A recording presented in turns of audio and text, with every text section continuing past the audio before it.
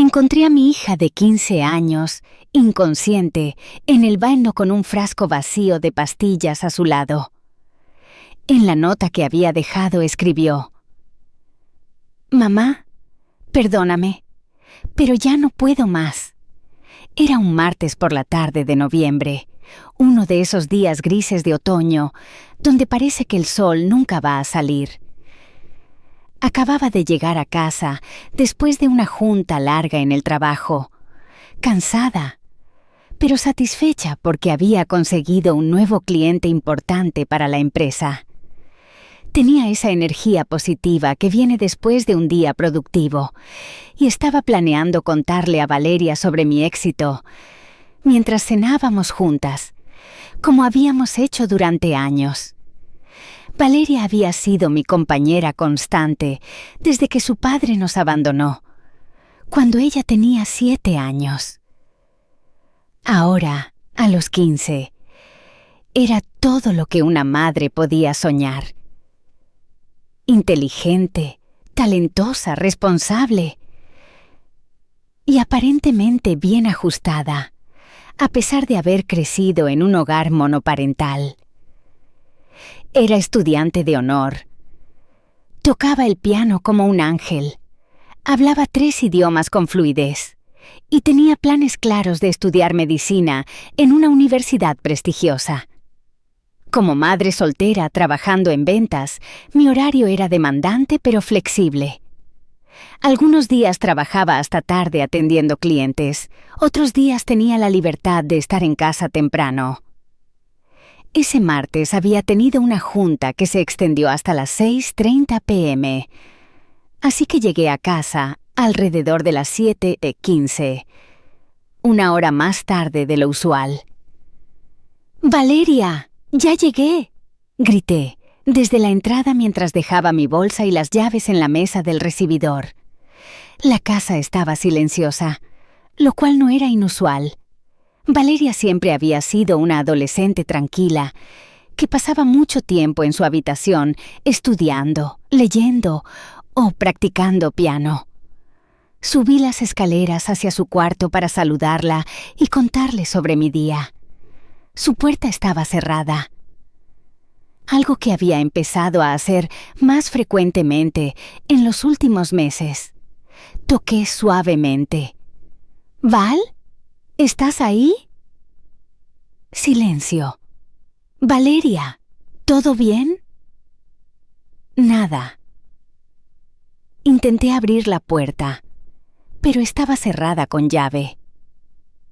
Esto era nuevo. En 15 años, Valeria nunca había cerrado su puerta con llave. Mi primer pensamiento fue que tal vez estaba hablando por teléfono con algún chico y no quería que la molestara. Me sentí un poco orgullosa pensando que finalmente estaba mostrando interés romántico normal para su edad. «Val, abre la puerta. Quiero contarte sobre mi día». Silencio absoluto. Algo en la calidad de ese silencio me puso nerviosa. No era el silencio de alguien que está ignorando deliberadamente, sino algo más profundo, más inquietante, como el silencio de una casa vacía. Fui al baño que compartíamos en el pasillo para lavarme las manos antes de bajar a preparar la cena, pensando que tal vez Valeria había salido sin avisarme, aunque eso sería completamente fuera de carácter para ella. Fue cuando abrí la puerta del baño que mi mundo se desplomó. Valeria estaba acostada en el piso de azulejos fríos, inconsciente, con la cara pálida como la porcelana y los labios ligeramente azules. Junto a ella había un frasco vacío de mis pastillas para dormir recetadas. Pastillas que yo ocasionalmente usaba cuando el estrés del trabajo no me dejaba descansar. Por un momento, mi cerebro se negó a procesar lo que estaba viendo. Era como si estuviera viendo una película o una pesadilla, no mi propia vida real. Mi hija, mi bebé, mi niña perfecta. Estaba inconsciente en el suelo del baño de nuestra casa. Mi primera reacción fue pánico puro. Me arrodillé junto a ella y la sacudí suavemente. Valeria, mi amor, despierta. Valeria, por favor. Su cuerpo estaba flácido, pero tenía pulso. Débil, pero estaba ahí.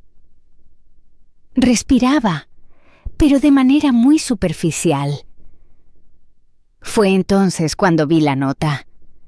Estaba doblada cuidadosamente y colocada sobre el lavabo, donde sabía que la encontraría.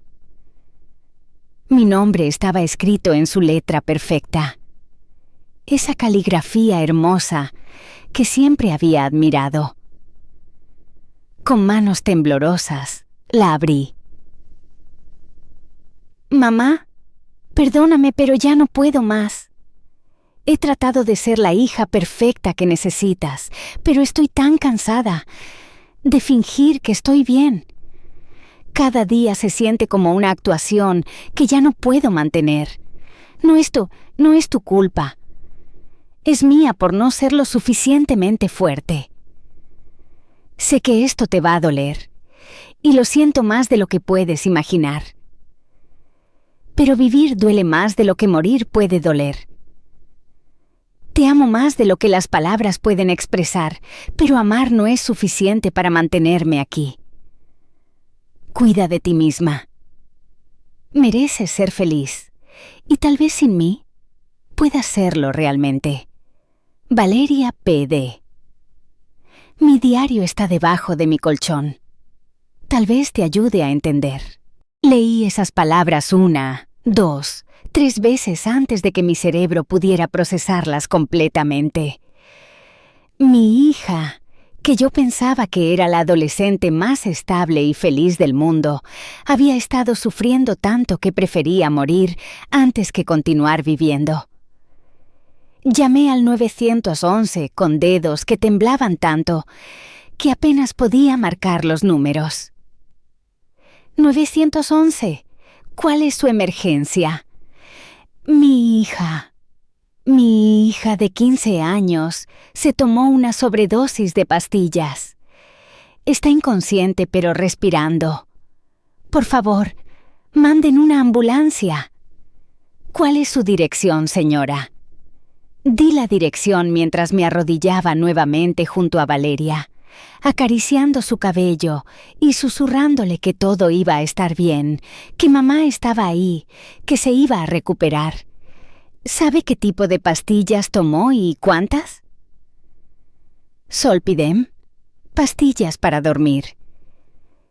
El frasco estaba lleno esta mañana. Tenía como 20 pastillas. Ahora está vacío. ¿Está respirando? Sí, pero muy despacio. Los paramédicos están en camino. Manténgala despierta si puede. Hable con ella. No la deje dormirse. Los siguientes 15 minutos fueron los más largos de mi vida. Le hablé constantemente. Le conté sobre mi día, sobre el cliente nuevo, sobre los planes que teníamos para el fin de semana, sobre lo mucho que la amaba. De vez en cuando abría los ojos ligeramente, pero no podía enfocar la mirada, ni responder. Cuando finalmente escuché las sirenas acercándose, lloré de alivio. Los paramédicos entraron como un huracán eficiente. Tomaron sus signos vitales, le pusieron oxígeno. Establecieron una línea intravenosa y la pusieron en una camilla. Todo pasó tan rápido que apenas tuve tiempo de agarrar mi bolsa y seguirlos al hospital. ¿Es su hija?, me preguntó uno de los paramédicos en la ambulancia. Sí. ¿Había mostrado señales de depresión o comportamiento suicida anteriormente? Esa pregunta me golpeó como una bofetada, porque la respuesta honesta era que no lo sabía. Durante los últimos meses, Valeria había estado más callada, más retraída, menos interesada en actividades que antes disfrutaba. Pero yo había atribuido todo eso a los cambios normales de la adolescencia. No lo sé, susurré, y esa admisión me llenó de una culpa tan profunda que casi no podía respirar. ¿Cómo era posible que no supiera si mi propia hija estaba sufriendo tanto? ¿Cómo había fallado tan miserablemente en ver que la niña que vivía en mi casa, que desayunaba conmigo cada mañana, que me daba las buenas noches cada noche, estaba tan desesperada que quería morir? En el hospital comenzó la espera más angustiante de mi vida. Valeria fue inmediatamente llevada a la sala de emergencias, donde los médicos trabajaron para estabilizarla y purgar las pastillas de su sistema. Me quedé en la sala de espera, sosteniendo su nota en mis manos temblorosas, leyéndola una y otra vez como si las palabras fueran a cambiar. El doctor Rivera, un hombre de mediana edad con una expresión seria pero compasiva, finalmente salió a hablar conmigo. Después de lo que parecieron horas, pero probablemente fueron solo 90 minutos. Señora Hernández, su hija está estable. Llegamos a tiempo. Pudimos bombear la mayoría de las pastillas de su estómago y sus signos vitales se están normalizando. ¿Va a estar bien? Físicamente sí. Se va a recuperar completamente. Pero señora, esto fue un intento de suicidio serio. Su hija tomó una cantidad potencialmente letal de medicamento. Si hubiera llegado a casa 1 hora más tarde. No terminó la frase, pero no necesitaba hacerlo. No entiendo, le dije. Valeria es una estudiante excelente. Nunca ha tenido problemas, nunca ha mostrado señales de depresión. El doctor se sentó en la silla junto a mí. Señora, los adolescentes pueden ser extremadamente hábiles para esconder su dolor emocional, especialmente los que tienen altas expectativas puestas sobre ellos. Su hija va a necesitar evaluación psiquiátrica inmediata y probablemente hospitalización psiquiátrica por algunos días. ¿Hospitalización psiquiátrica? ¿Está diciendo que mi hija está loca? No, señora. Estoy diciendo que su hija está enferma. La depresión es una enfermedad real, tan real como la diabetes o el cáncer. Y como cualquier enfermedad seria, requiere tratamiento profesional. Esa noche, mientras Valeria dormía sedada en su cama de hospital, recordé la línea en su nota sobre su diario. Llamé a mi hermana para que viniera a quedarse con Valeria. Mientras yo iba a casa a buscarlo, lo que encontré en ese diario cambió completamente mi entendimiento de quién era mi hija y qué había estado viviendo durante meses. Las primeras entradas, de hace casi 1 año, eran normales. Quejas sobre tareas, emoción por eventos escolares, comentarios sobre amigos. Pero gradualmente, el tono comenzó a cambiar. 15 de marzo. Mamá se ve tan orgullosa cuando le cuento sobre mis calificaciones. No puedo decepcionarla jamás. 22 de marzo. Todos esperan que sea perfecta todo el tiempo. A veces solo quiero gritar que estoy cansada de ser la niña buena. 5 de abril. Hoy no pude levantarme de la cama. Le dije a mamá que tenía dolor de estómago. Técnicamente no era mentira. Me duele todo por dentro. Las entradas se volvían progresivamente más oscuras. 20 de abril. Me pregunto cómo sería si simplemente desapareciera. ¿Cuánto tiempo pasaría antes de que alguien realmente me extrañara? No solo extrañara lo que hago por ellos. 3 de mayo. Mamá dice que soy su motivo para vivir. Eso es mucha presión. ¿Qué pasa si ya no puedo ser su motivo? ¿Qué pasa si soy más problema de lo que valgo? 18 de mayo. Corté mi brazo con una navaja de afeitar hoy. No dolió tanto como pensé que dolería. En realidad, se sintió como alivio. Mi corazón se detuvo. Mi hija se había estado autolesionando y yo no tenía ni idea. 2 de junio. Las cuchillas son mi nuevo secreto. Es la única manera de sentir algo real en lugar de esta nada constante. 15 de junio. Mamá me preguntó por qué siempre uso mangas largas ahora. Le dije que tengo frío. Mentir se está volviendo más fácil. Página tras página, revelaba el dolor profundo de una niña que se sentía completamente sola en el mundo. A pesar de estar rodeada de personas que la amaban, escribía sobre sentirse como una actuación constante, sobre la presión de mantener calificaciones perfectas, sobre la soledad de no tener amigos reales, porque pasaba todo su tiempo estudiando para mantener su imagen de perfecta. Pero lo que más me destrozó fueron las entradas sobre mí. 10 de julio.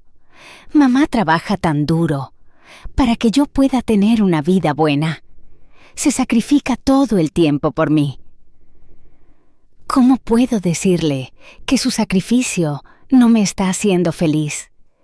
¿Cómo puedo decirle que a veces desearía que trabajara menos y me preguntara más sobre cómo me siento realmente? 25 de julio. Mamá me dijo que soy su mundo entero. Eso debería hacerme sentir amada, pero solo me hace sentir atrapada. Si soy su mundo entero, ¿qué pasa si no soy lo suficientemente buena? ¿Se desmorona su mundo? 8 de agosto.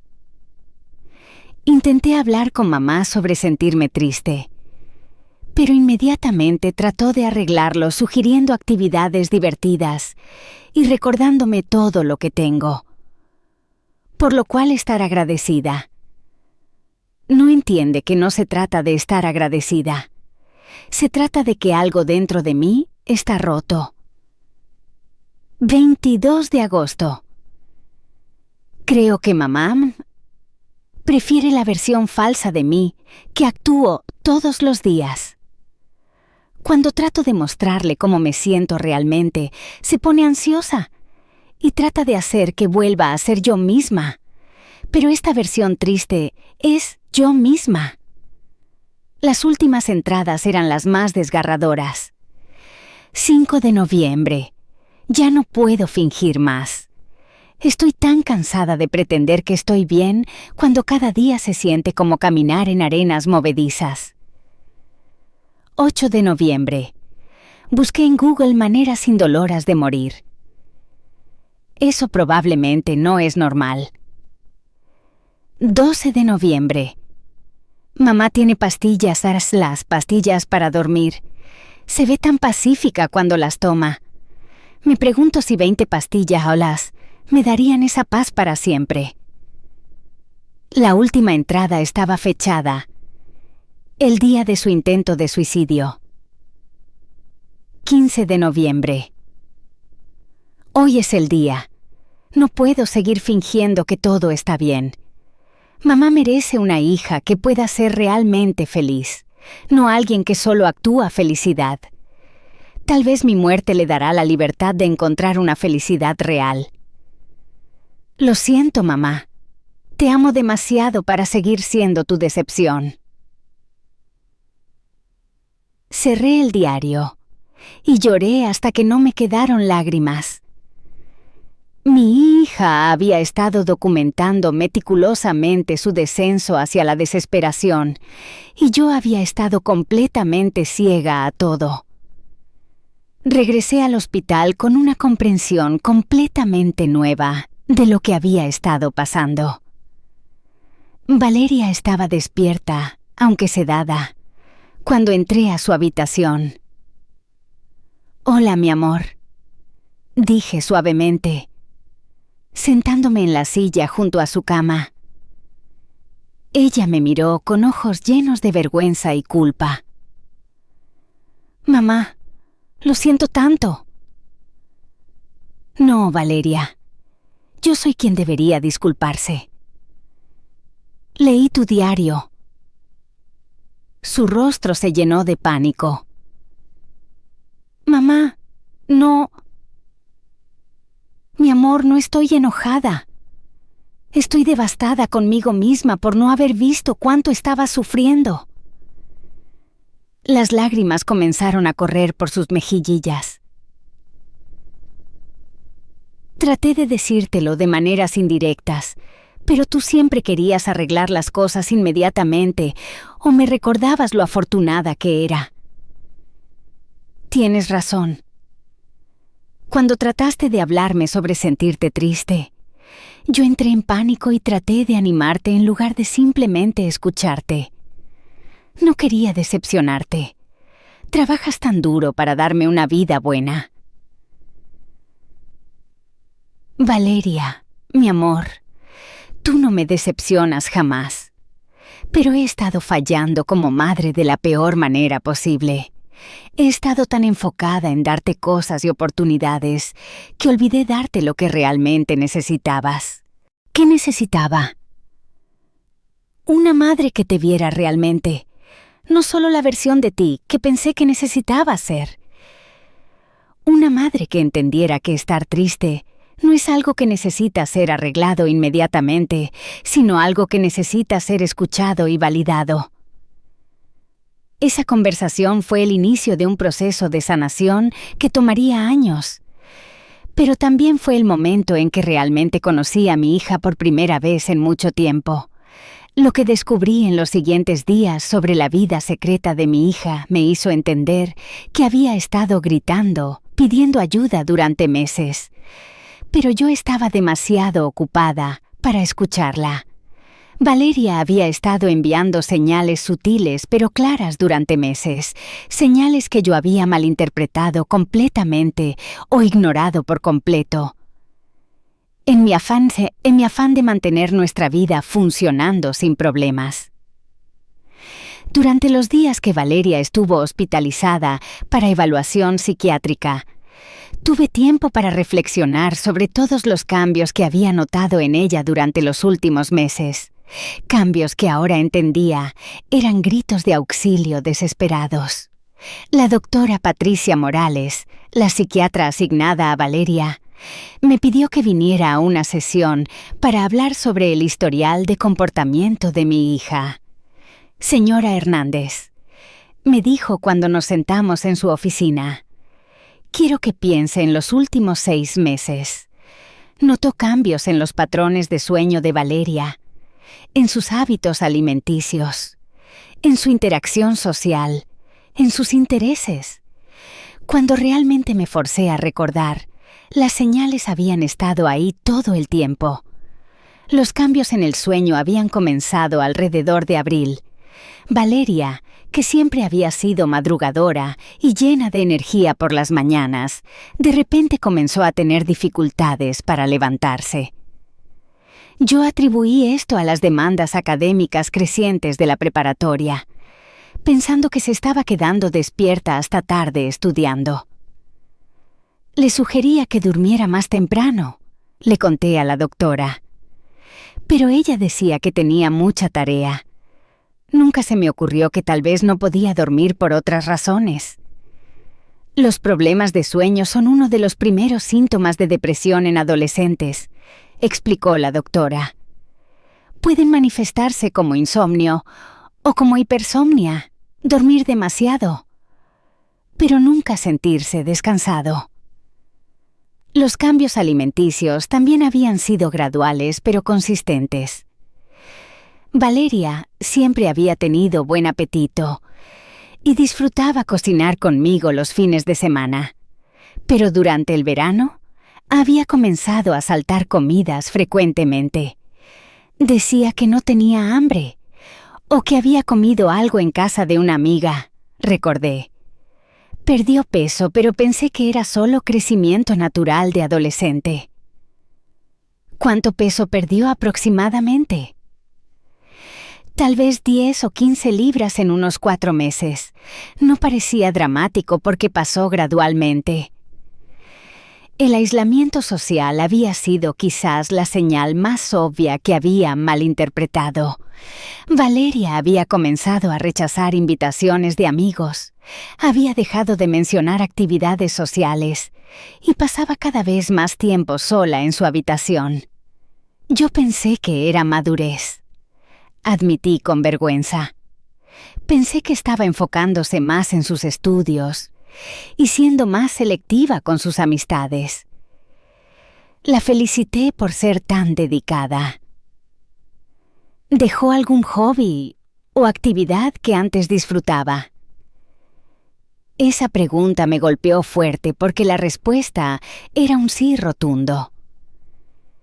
Valeria había dejado de tocar piano, algo que había hecho apasionadamente durante 8 años.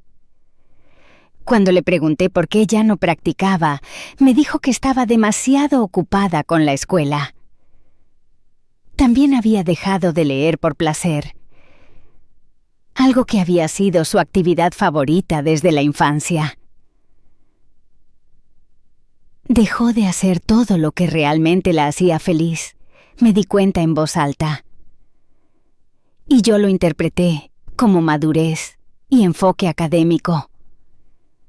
Los cambios en su personalidad habían sido sutiles pero constantes. Mi hija, vivaz y conversadora, se había vuelto callada y reservada.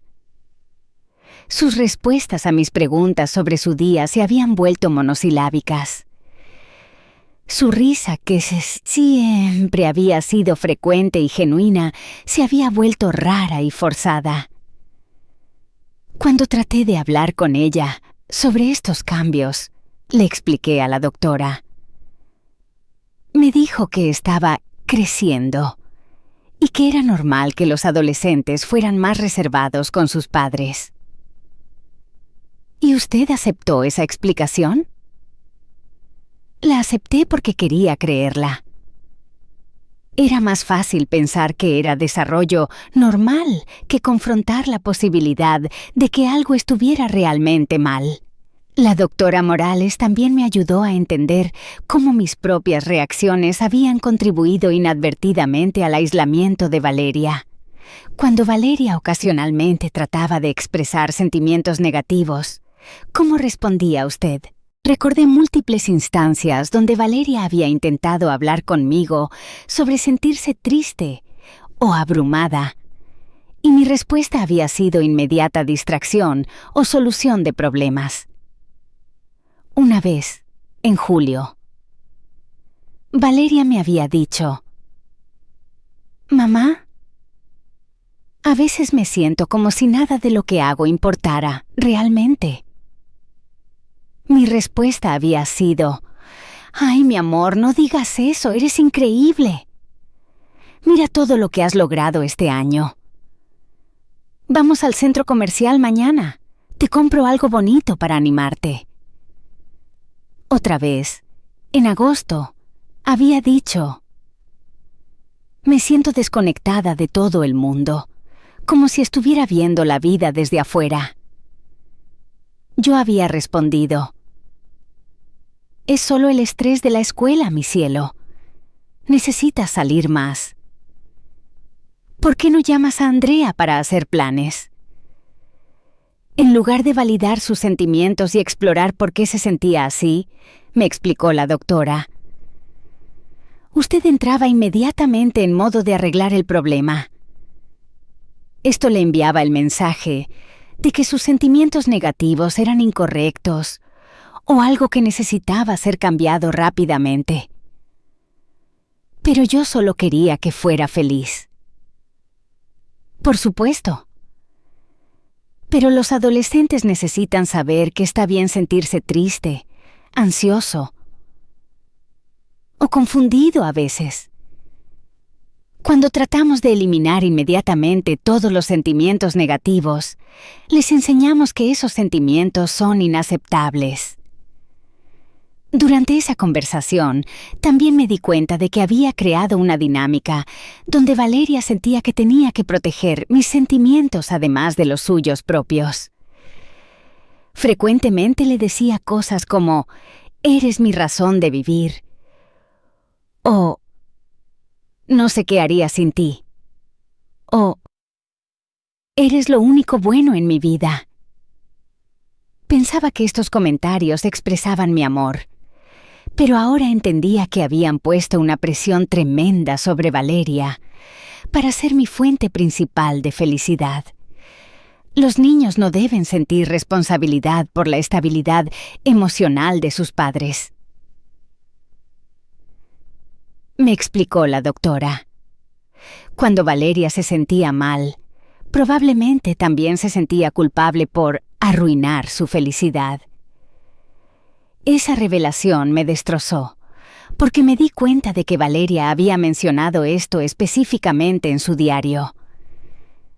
Había escrito sobre sentirse atrapada por ser mi mundo entero y preocuparse por decepcionarme. Mientras Valeria estaba en el hospital, también hablé con algunos de sus maestros para entender mejor su comportamiento escolar reciente.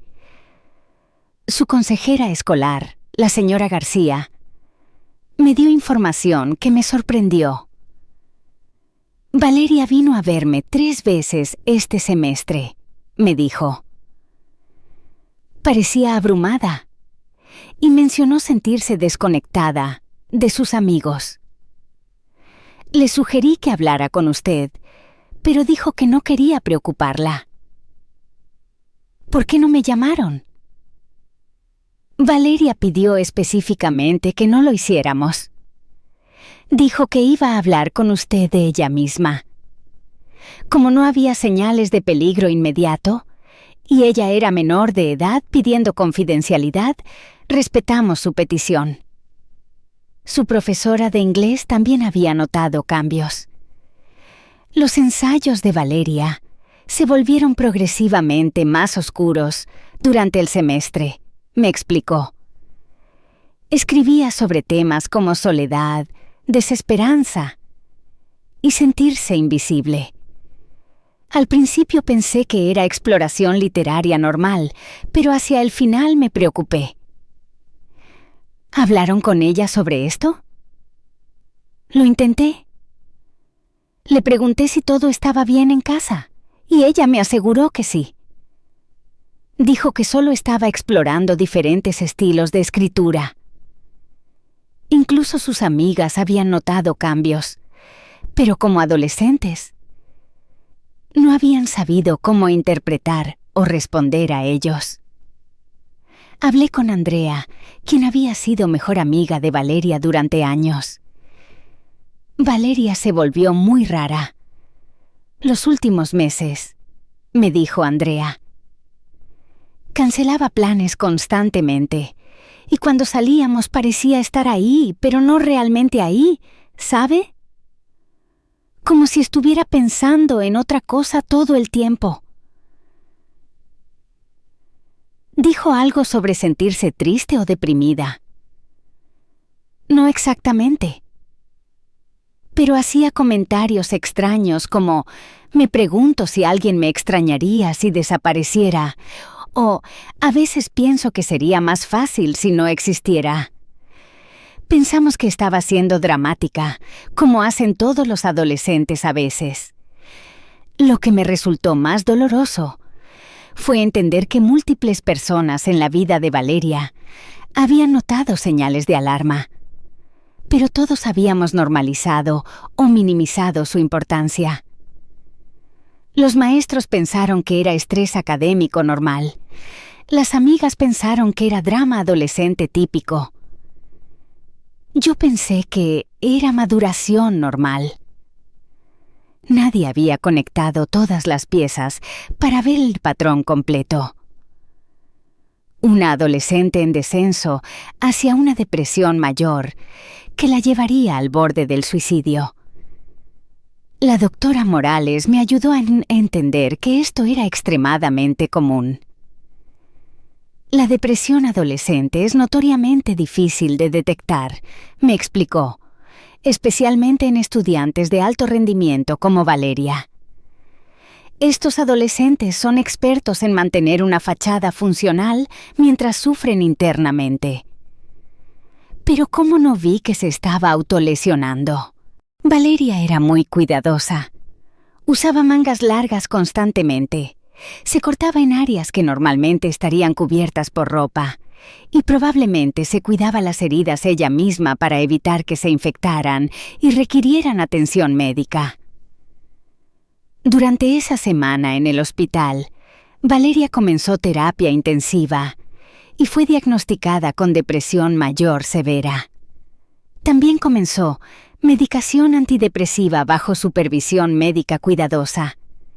Pero lo que más me impactó fue cuando la doctora me explicó los factores de riesgo que habían contribuido a la depresión de Valeria. Valeria tenía varios factores de riesgo significativos, me dijo. Perfeccionismo extremo, presión académica alta, aislamiento social, falta de herramientas de manejo emocional y una dinámica familiar donde sentía responsabilidad por su bienestar emocional. ¿Entonces fue mi culpa? No fue su culpa, pero hay aspectos de la dinámica familiar que necesitarán cambiar para apoyar la recuperación de Valeria. Y usted también necesitará terapia para aprender nuevas formas de apoyarla. Esa fue la primera vez que alguien me sugirió que yo también necesitaba ayuda profesional, no solo Valeria. La recuperación de Valeria no fue un proceso lineal. Después de una semana en hospitalización psiquiátrica, fue dada de alta con un plan de tratamiento intensivo que incluía terapia individual 3 veces por semana, terapia familiar 1 vez por semana y medicación antidepresiva, que requería monitoreo cuidadoso. Los primeros días en casa fueron los más difíciles. Valeria estaba física y emocionalmente agotada del hospital y yo estaba aterrorizada de hacer o decir algo incorrecto que pudiera empeorar su estado mental. «Mamá», me dijo el primer día en casa, «¿puedes dejar de mirarme como si fuera a romperme?» «Lo siento, mi amor. Solo estoy asustada». «Yo también estoy asustada», admitió. «Pero necesito que confíes en que voy a decirte si me siento mal otra vez». Esa conversación estableció el tono para nuestra nueva forma de comunicarnos. En lugar de asumir que sabía cómo se sentía Valeria, basándome en su comportamiento, aprendí a preguntarle directamente y a escuchar sus respuestas sin tratar de arreglar inmediatamente todo lo que estaba mal. La doctora Morales nos había dado pautas específicas para establecer nuevas rutinas en casa que apoyarían la recuperación de Valeria. Cada mañana teníamos check-ins de 5 minutos donde Valeria compartía cómo había dormido, cómo se sentía emocionalmente en una escala del 1 al 10 y si había algo específico que la preocupara ese día. «¿Cómo dormiste anoche?», le preguntaba cada mañana. «Mejor que la semana pasada. Solo me desperté 2 veces en lugar de 5. ¿Cómo te sientes hoy emocionalmente?» «Como un 6. No mal, pero tampoco bien. Solo neutral». ¿Hay algo específico que te preocupe hoy? Tengo que presentar mi proyecto de historia. Me pone nerviosa hablar frente a la clase ahora. Estos check-ins me permitían entender el estado mental de Valeria día a día, sin asumir o adivinar. También le daban a ella una oportunidad estructurada para expresar sus sentimientos, sin sentir que estaba molestándome con sus problemas. Uno de los cambios más grandes fue en mi enfoque hacia sus emociones negativas. En el pasado, cuando Valeria expresaba tristeza, ansiedad o frustración, mi instinto era inmediatamente tratar de cambiar esos sentimientos o distraerla de ellos. Ahora, aprendí a validar primero y explorar después. Mamá, hoy me sentí realmente desconectada de mis amigas en el almuerzo. Me dijo una tarde. En lugar de responder, ¿por qué no las llamas para hacer planes este fin de semana? Aprendí a decir, eso debe haber sido difícil. ¿Puedes contarme más sobre cómo se sintió esa desconexión? Como si estuvieran hablando un idioma que yo no entiendo. Hablaban sobre cosas que les emocionan, y yo simplemente no podía sentir esa emoción sobre nada. ¿Crees que es por la depresión o algo más? Probablemente la depresión. Mi terapeuta dice que la anedonia, no poder sentir placer por cosas que antes disfrutabas, es normal, pero eso no hace que sea menos solitario. ¿Hay algo que pueda hacer para ayudar? Solo escucharme sin tratar de arreglar inmediatamente. Es reconfortante saber que puedo contarte estas cosas sin que entres en pánico. Estas conversaciones se volvieron el fundamento de nuestra nueva relación.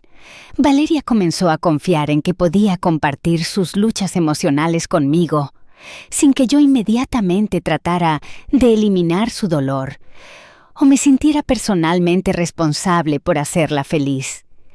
La terapia familiar con la doctora Morales fue crucial para navegar estos cambios. Durante nuestras sesiones semanales, exploramos los patrones de comunicación que habían contribuido al aislamiento emocional de Valeria. Carmen, me dijo la doctora durante una sesión, cuando Valeria expresa emociones difíciles, ¿cuál es su primera reacción interna? Pánico, admití. Siento como si estuviera fallando como madre si ella no es feliz. ¿Y cómo cree que ese pánico afecta la forma en que responde a ella? Me hace tratar de arreglar todo inmediatamente en lugar de simplemente estar presente con ella en su dolor. Valeria, ¿cómo se siente cuando tu mamá trata de arreglar tus sentimientos inmediatamente? Como si mis sentimientos fueran incorrectos o algo que necesita ser eliminado rápidamente, respondió Valeria. Como si no fuera seguro sentirse mal alrededor de mamá. Esa revelación fue devastadora pero necesaria. Me di cuenta de que, en mi afán de proteger a Valeria del dolor, había creado un ambiente donde ella no se sentía segura sintiendo dolor. A medida que Valeria progresaba en su terapia individual, comenzó a desarrollar herramientas para manejar sus pensamientos depresivos y ansiedades sin recurrir a la autolesión o pensamientos suicidas. Mi terapeuta me enseñó algo llamado surfear la ola. Me explicó una tarde. Cuando tengo pensamientos realmente oscuros, en lugar de luchar contra ellos o actuar sobre ellos, imagino que son como una ola en el océano. Puedo surfear la ola sin ahogarme en ella. ¿Funciona? A veces. Cuando recuerdo hacerlo. El problema es que cuando estoy realmente mal, olvido que tengo estas herramientas. Para ayudar con esto, creamos un kit de herramientas de crisis, que incluía estrategias específicas que Valeria podía usar cuando se sentía abrumada. Incluía técnicas de respiración, números de teléfono de emergencia, una lista de personas a las que podía llamar y actividades que históricamente la habían calmado. Uno de los aspectos más desafiantes de la recuperación fue el regreso a la escuela. Valeria había estado fuera durante 2 semanas, y aunque oficialmente la ausencia se atribuyó a problemas médicos, algunos estudiantes habían comenzado a especular. «¿Qué les digo si preguntan dónde estuve?», me preguntó la noche antes de regresar a clases. «¿Qué te sientes cómoda diciéndoles?». «No quiero mentir, pero tampoco quiero que todos sepan que intenté suicidarme». Decidimos que diría que había tenido problemas de salud que requerían hospitalización y que estaba mejor ahora. Si alguien presionaba por más detalles, diría que era personal y cambiaría el tema. Los primeros días en la escuela fueron difíciles. Valeria se sentía desconectada de sus rutinas académicas y sociales, y la medicación la hacía sentirse como si estuviera viendo la vida a través de un filtro. Pero gradualmente comenzó a encontrar su ritmo nuevamente. Sus calificaciones inicialmente bajaron un poco, algo que antes la habría enviado a una espiral de pánico, pero ahora podía manejar con más perspectiva. «Saqué una C en mi examen de química», me dijo una tarde. Mi primer instinto fue preguntar qué había pasado y cómo podíamos mejorar su calificación para el próximo examen. Pero me forcé a pausar. «¿Cómo te sientes sobre eso?» «Decepcionada, pero no devastada. Mi terapeuta me está ayudando a entender que mi valor como persona no está determinado por mis calificaciones. Eso es una perspectiva muy madura». «Sí. Aunque mi cerebro perfeccionista aún lucha con eso. Pero estoy aprendiendo que está bien no ser perfecta todo el tiempo». Durante este periodo, yo también estaba en mi propia terapia, trabajando para entender cómo mis propias ansiedades e inseguridades habían contribuido a la presión que Valeria sentía para ser perfecta. «Carmen», me dijo mi terapeuta, ¿puede identificar de dónde viene su necesidad de que Valeria sea exitosa y feliz todo el tiempo?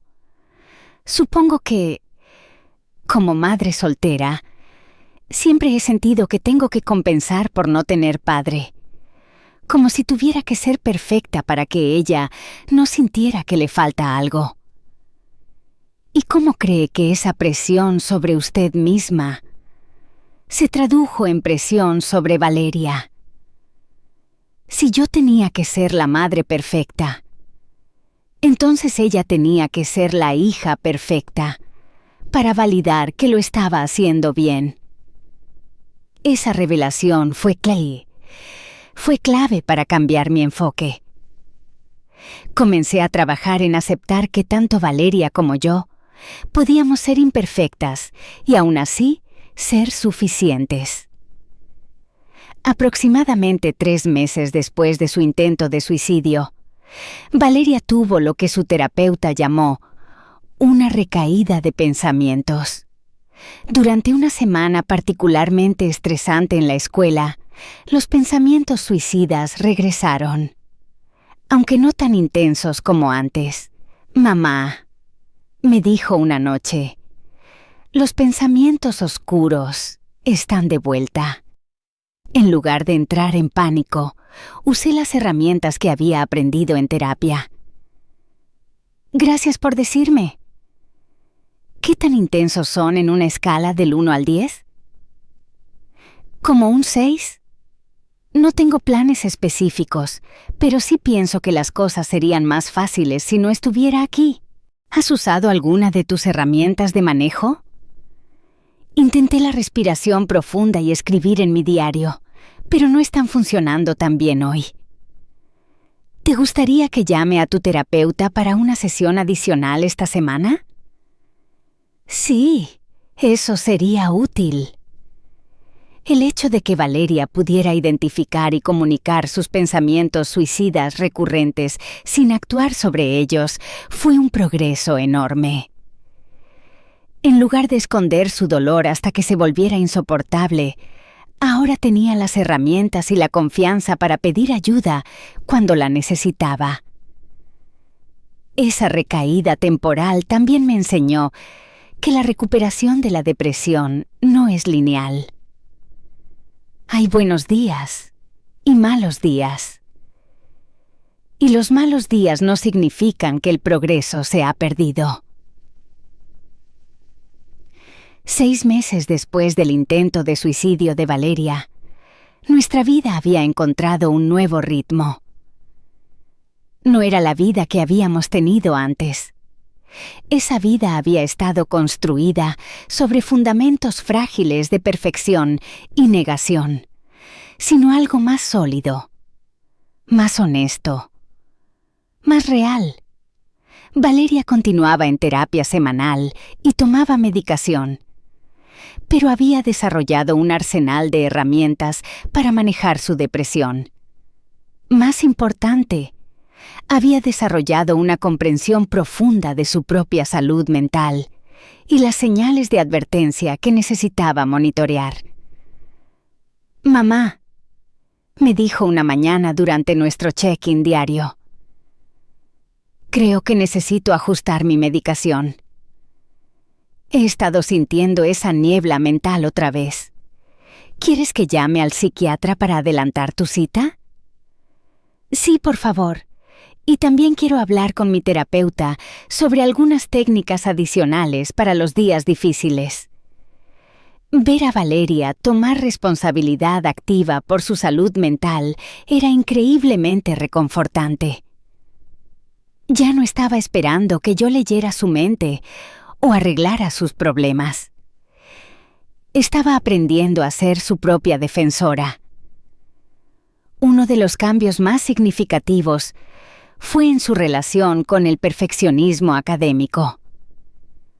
Con el apoyo de su terapeuta, Valeria había desarrollado una perspectiva más equilibrada sobre sus calificaciones y logros.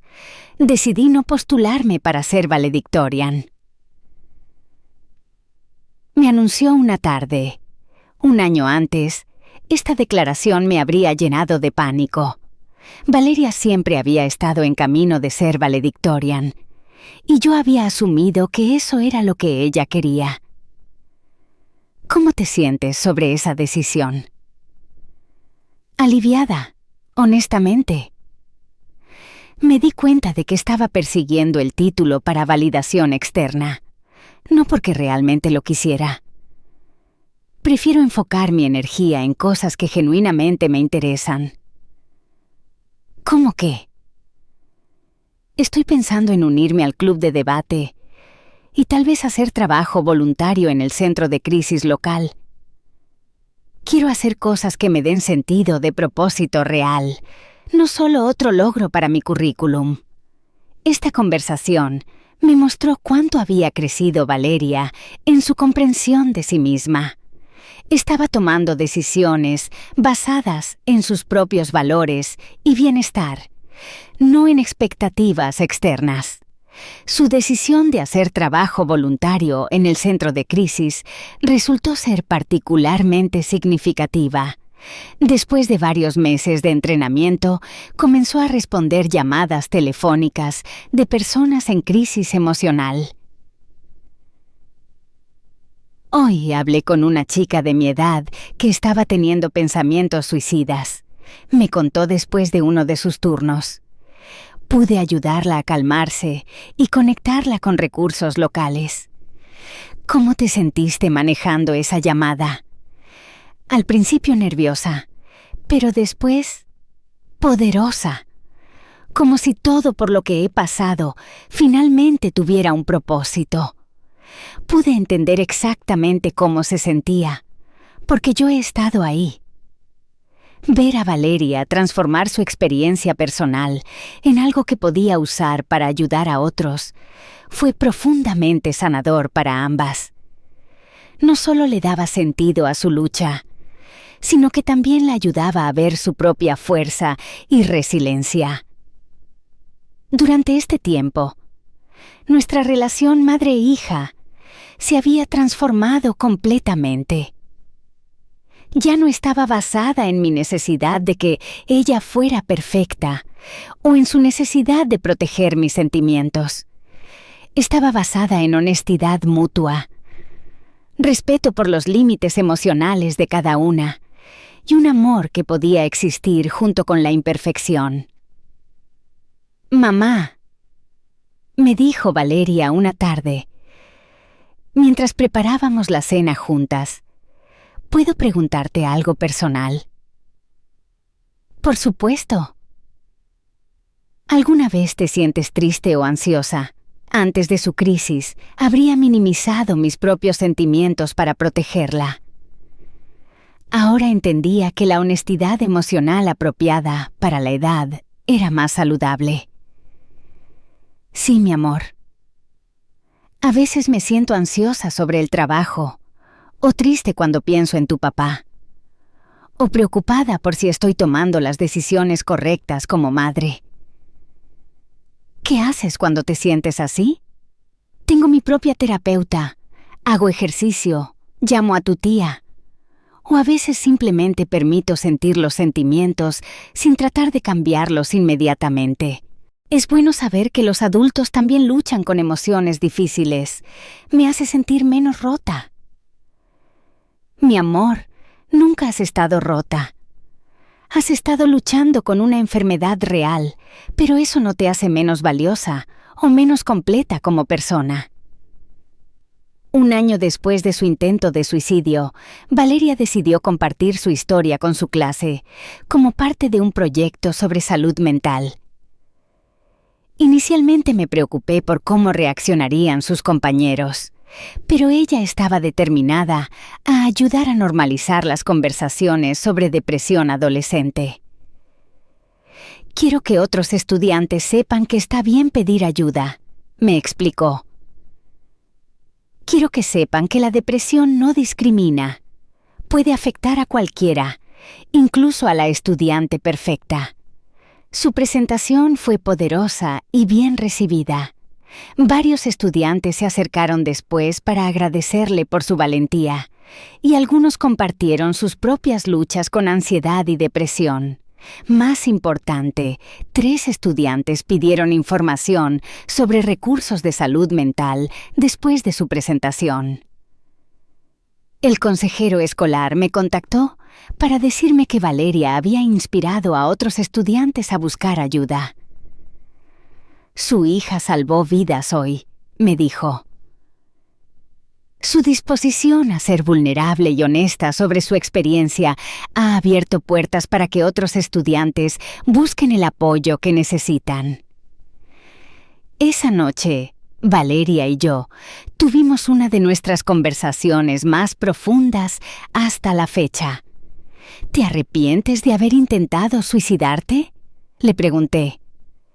Sí y no, respondió honestamente. Me arrepiento del dolor que te causé, y me arrepiento de haber llegado a un punto tan desesperado. Pero no me arrepiento de todo lo que aprendimos después. Creo que somos mejores personas ahora, y tenemos una relación más real. ¿Qué quieres que otros padres sepan sobre lo que pasamos? Que sus hijos pueden estar sufriendo más de lo que muestran externamente. Que hacer preguntas directas sobre sentimientos no planta ideas peligrosas en sus cabezas. Les da permiso de ser honestos. Y que buscar ayuda profesional no es admitir fracaso como padre. Es la cosa más amorosa que pueden hacer. Ahora, 2 años después, Valeria está prosperando. De maneras que nunca había imaginado posibles durante los días más oscuros de su depresión. Está en su último año de preparatoria, con planes de estudiar psicología en la universidad. Ha mantenido su trabajo voluntario en el centro de crisis y está considerando una carrera en salud mental. Más importante, ha desarrollado una relación saludable con sus propias emociones y una comprensión profunda de que la salud mental requiere mantenimiento continuo, como cualquier aspecto de la salud física. La depresión, probablemente, será algo con lo que tenga que lidiar de alguna manera por el resto de mi vida, me dijo recientemente. Pero ya no me asusta. Sé cómo reconocer las señales, sé cómo pedir ayuda. Y sé que puedo atravesar los días difíciles. Si hay algo que quiero que otros padres entiendan es esto. La depresión adolescente puede ser silenciosa y mortal, pero también es tratable. Las señales están ahí, si sabemos cómo buscarlas. Y crear un ambiente donde nuestros hijos se sientan seguros siendo imperfectos, tristes o luchando es una de las cosas más importantes que podemos hacer como padres. Valeria ya no es la niña que encontré inconsciente en el baño hace 2 años. Es una joven fuerte, compasiva y emocionalmente inteligente que usa su experiencia para ayudar a otros. Y yo ya no soy la madre que confundía perfección con amor o que tenía miedo de las emociones difíciles. Somos una familia que aprendió que el amor verdadero no requiere perfección, sino presencia, honestidad y la disposición de crecer juntas a través de las épocas más difíciles.